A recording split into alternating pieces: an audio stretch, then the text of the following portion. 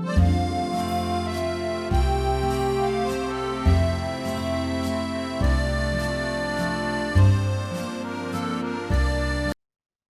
right. Hello and welcome to my channel.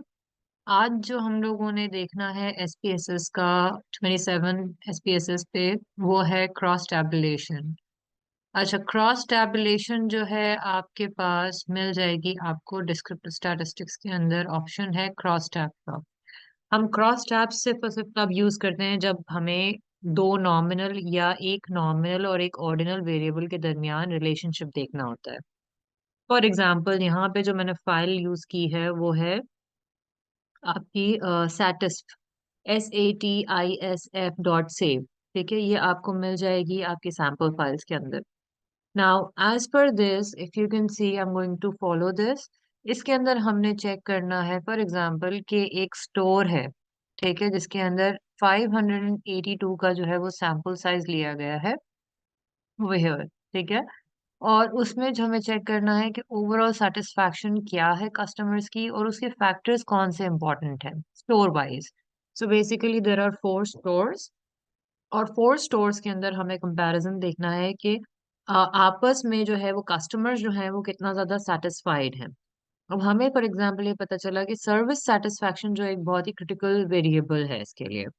सो अब मैं आपके लिए जो है वो ये टेस्ट रन करने जा रही हूँ जिसके अंदर we going to do this descriptive statistics cross tabs.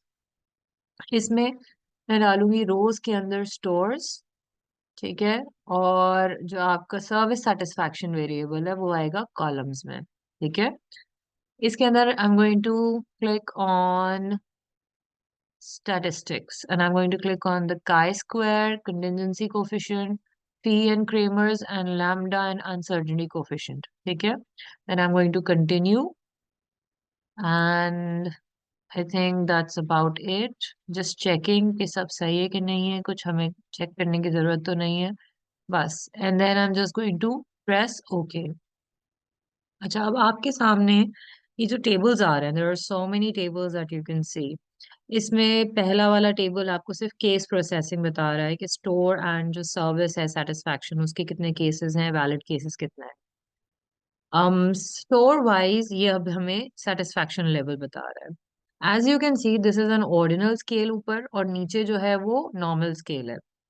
So this is like a cross tabulation between ordinal and nominal scale. आपका ये जो स्टोर 1 2 3 4 है ये नॉमिनल वेरिएबल है, इसका कोई ऑर्डर नहीं बन सकता, इसकी कोई रैंकिंग नहीं हो सकती, इसकी कैटेगरीज है खाली। सर्विस सेटिस्फैक्शन हमारे पास ऑर्डर है क्योंकि स्ट्रांगली पॉजिटिव से लेके स्ट्रांगली नेगेटिव तक हमारे पास लिकर्ट स्केल है। लिकर्ट स्केल हमारे पास ऑर्डिनल स्केल में आता है। अच्छा, अगर आप नोटिस करें तो यहाँ पे आपको नजर आएगा and you can analyse this just by looking at this table कि कौन से स्टोर का सेटिस्फैक्शन लेवल सबसे ज्यादा है। If we just look at the somewhat positive या स्ट्रांगली पॉजिटिव को अगर मैं खाली देखूं तो स्ट्रांगली पॉजिटिव में स्टोर नंबर 4 आता है, स्टोर नंबर 1 आता है, ठीक है। और सबसे ज्यादा जो लोएस्ट सेटिस्फैक्शन आ रही है वो यहाँ पे 19 की आ रही है, sir 19 customers are only satisfied with store number 2। सो हमें फौरन पता चल जाता है कि यार हाईएस्ट जो है हमारे पास ये है और लोएस्ट हमारे पास ये है। Now if I go to the other extreme strongly negative पे जा रही हूँ मैं, यहाँ पे क्या है 27 इज द हाईएस्ट। अच्छा, यहाँ पे नेगेटिव भी हाईएस्ट स्टोर 4 की है एंड लोएस्ट जो आ रही है वो स्टोर 3 की आ रही है। Now if I just want to compare this chart so I can see कि स्टोर 3 की जो ना ऑन कंपैरिजन स्ट्रांगली पॉजिटिव और समवॉट पॉजिटिव ज्यादा है एज कम्पेयर टू उसका स्ट्रांगली नेगेटिव और समवॉट नेगेटिव। मैं क्लियरली और मैं सेफली ये कह सकती हूँ कि स्टोर नंबर 3 जो है उसके अंदर जो है सेटिस्फैक्शन लेवल जो है वो बहुत अच्छा है, लेकिन स्टोर 1 और स्टोर 4 के अंदर हमारे पास जरा से मिक्स रिजल्ट्स हैं, ठीक है। स्टोर 2 के ऊपर भी मिक्स रिजल्ट्स हैं। अब अगर मुझे चेक करना है कि जो आ रहे हैं differences across different stores, is it by chance और इज इट एक्चुअल, तो उसके लिए मैं जाऊंगी काई स्क्वायर के ऊपर। काई स्क्वायर का जो टेबल है उसकी सिग्निफिकेंट वैल्यू जो है टू साइडेड, ये आपको बता रही है asymptotic two sided value. This will be if it is greater than 0.1। This one 0.178 आ रही है जो आपके सामने, अगर ये 0.1 से ज्यादा है तो इसका मतलब है कि the differences are due to chance, ठीक है। और इसमें कोई भी जो है एक्चुअल में कुछ भी नहीं है। अगर ये लेस देन 0.1 होता है, क्योंकि ये टू साइडेड है, इसलिए हमने जो है वो 10% कॉन्फिडेंस इंटरवल के ऊपर इसको चेक करना है। अदरवाइज हम उसको 5% के ऊपर कहते हैं और हम 0.05 की वैल्यू लगाते हैं कि it should be less than 0.05, तो सिग्निफिकेंट होगा। ठीक है, यहाँ पे हमारे पास इस केस में अगर लेस देन 0.1 होगा तो सिग्निफिकेंट होगा, क्योंकि ये टू साइडेड है, टू टेल टेस्ट है। सो यहाँ पे 0.1 से अगर लेस देन होता तो हम कहते हैं कि हाँ, द चेंजेस जो हैं, जो डिफरेंसेस हैं, they are not by chance and they are actual differences. लेकिन हमारे पास इधर वैल्यू आ रही है 0.178, इसका मतलब है कि 0.1 से ये ज्यादा है। इसका मतलब ये है कि ये जो डिफरेंसेस हैं, they are by chance, they are not real, they are not actual. Further अगर मुझे देखना है इसमें, I can see this phi, Cramer and contingency देखना है, तो इसकी वैल्यूज भी मुझे यही देखनी पड़ेंगी कि आर दे ग्रेटर देन 0.1 और not. If they are greater than 0.1, again they are not significant. ठीक है, और इनकी वैल्यू शुड बी अराउंड 0.3 से ज्यादा।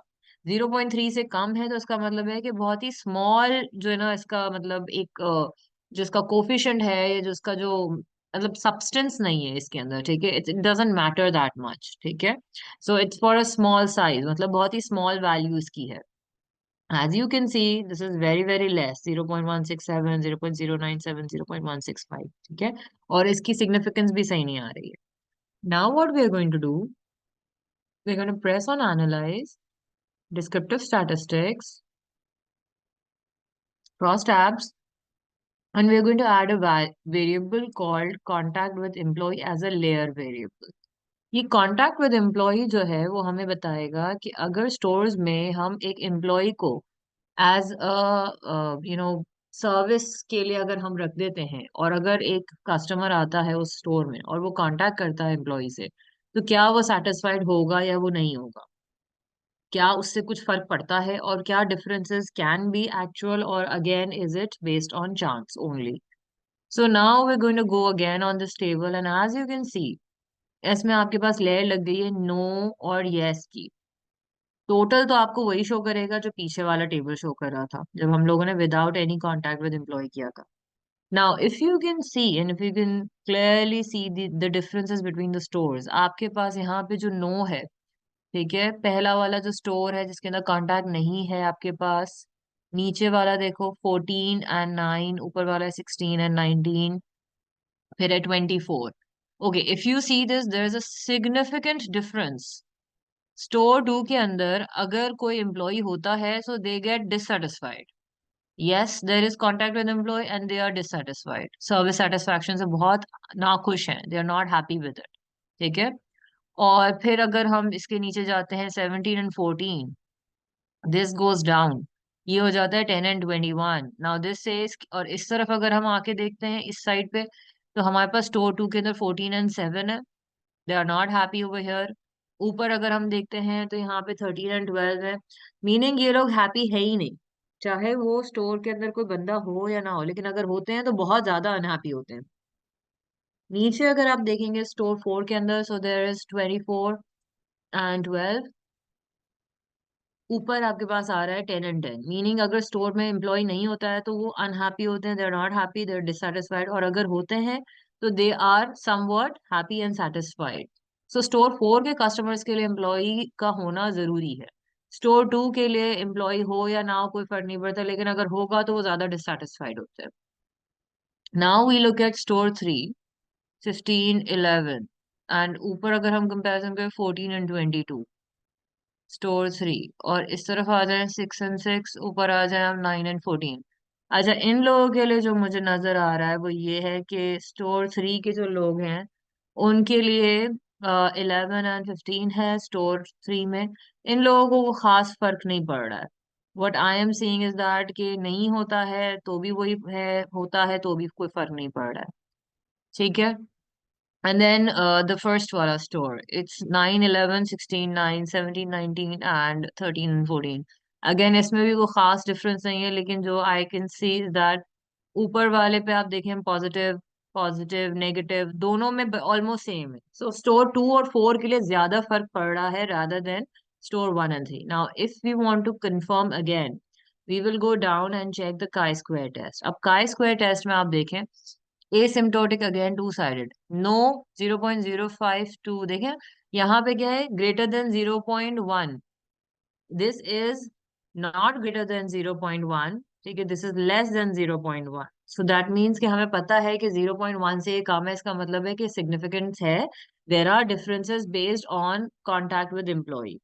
और दूसरा वाला है यस पे, और उसमें वैल्यू आ रही है 0.12, again this is less than 0.1, तो 0.1 से लेस देन दोनों वैल्यूज आ रही हैं, इसका मतलब है कि दोनों सिग्निफिकेंट हैं और दोनों के अंदर इंटरफेरेंस है कॉन्टैक्ट विद एम्प्लॉय का। अगर कोई एम्प्लॉय स्टाफ वहां पे होता है तो उससे फर्क पड़ता है, उसके ना होने से भी फर्क पड़ रहा है और उसके होने से भी फर्क पड़ रहा है। और ये हमने कंपैरिजन ऊपर देख लिया है कि कुछ स्टोर्स के लिए जो है वो ज्यादा इंपॉर्टेंट है, जैसे स्टोर 4 के लिए इंपॉर्टेंट है और स्टोर 2 में नहीं होने के लिए इम्पोर्टेंट है, because store 2 does not like कि वहां पे कोई एम्प्लॉय हो, लेकिन स्टोर 4 के लिए इम्पोर्टेंट है कि वहां पे एम्प्लॉय का होना जरूरी है।